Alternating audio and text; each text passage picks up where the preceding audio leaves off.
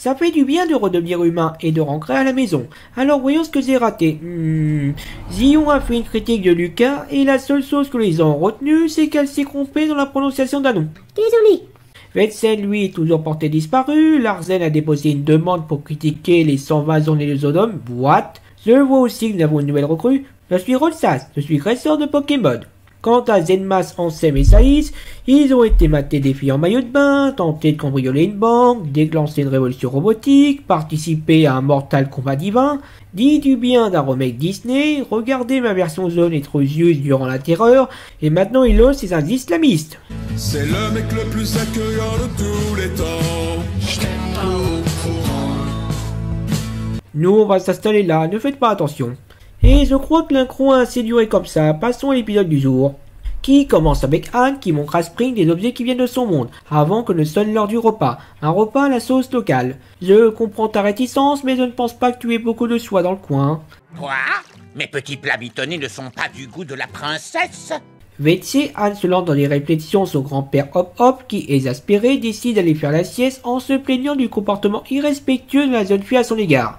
Anne continue ensuite de se moquer du comportement de Hop Hop sous les regards amusés des enfants jusqu'au moment où elle casse une canne dans un abcès d'enthousiasme. C'est quoi ces têtes? C'est bon, c'est pas si grave, c'était qu'une vieille canne en bois. Non, c'était pas n'importe quelle canne. C'était la canne préférée de Hop Hop. Il en a hérité de son père Hop Hoppity Pop, qui en avait lui-même hérité de son propre père, Hop et Lop Drop Sopity Pop. Oh. Vous vous appelez tous Pop dans cette famille, c'est ça? Non, je s'appelle tous Sylvain. Pour éviter qu'Anne ne soit mise à la porte et doive dormir dans une grotte, les personnages essayent bien sûr de réparer la canne avant d'aller voir le charpentier le plus inutile de l'histoire. Vous pouvez la réparer? Eh bien, à vrai dire, je crois bien Que c'est impossible. Oh, vous pourriez en fabriquer une? Oh, absolument! Inenvisageable. Et est-ce que vous en auriez au moins une à vendre? Oh, mais évidemment!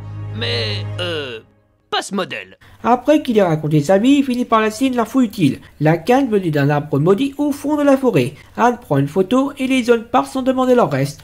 Non, attendez les enfants! L'arbre maudit est maudit! On avait compris. Et maintenant l'aventure épique commence.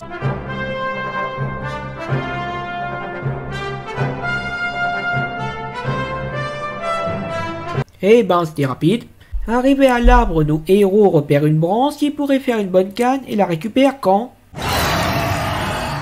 Je rêve où l'arbre a crié.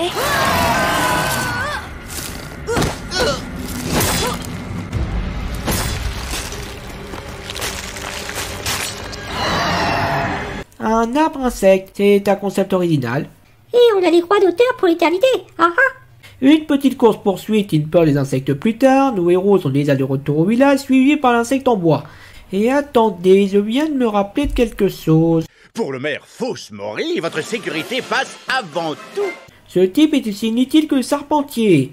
Justement, par le charpentier, les personnages se sont réfugiés chez lui et sa boutique ne fait pas le poids, pas plus que l'armure de Polly.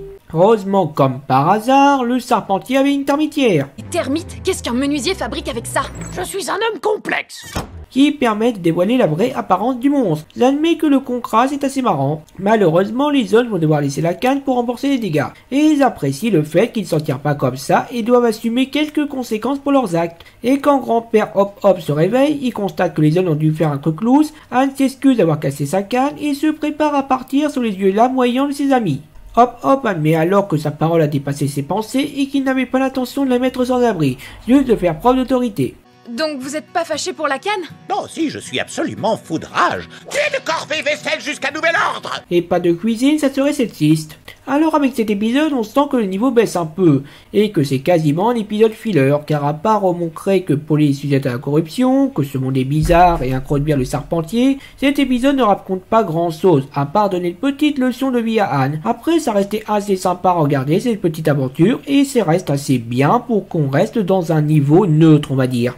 Et si c'est le niveau minimal d'Amphibia, c'est déjà bien mieux que le niveau moyen de plusieurs autres séries, ce qui serait déjà très satisfaisant. Essayez juste d'améliorer l'humour, s'il vous plaît. Maintenant que cette histoire est réglée, j'ai travaillé ma répartie et voici tout ce que j'aurais pu te répondre ce matin. Dis donc, Anne, est-ce que ce sont tes cheveux ou la crinière d'un lion qui vient de se réveiller?